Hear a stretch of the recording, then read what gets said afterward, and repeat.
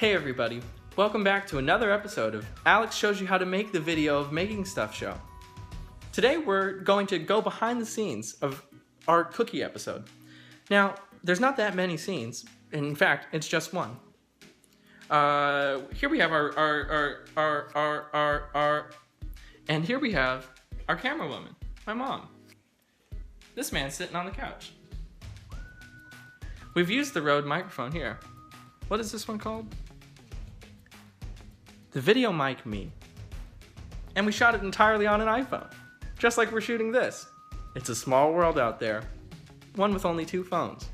Now I know what you're thinking, does he always speak like this? The answer is yes, it was not put on for the video. Goodbye now. Hey everybody, we're back. Now we're editing the video. We've taken all the pieces, put them together, and now they're in this computer. All the pieces are lined up in Adobe Premiere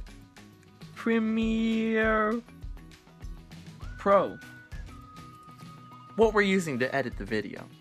In a couple of minutes, we'll be completely finished. We'll export it and upload it to my Rode Reel. Now you've seen behind the scenes. Congratulations. I need to get a throat lozenge.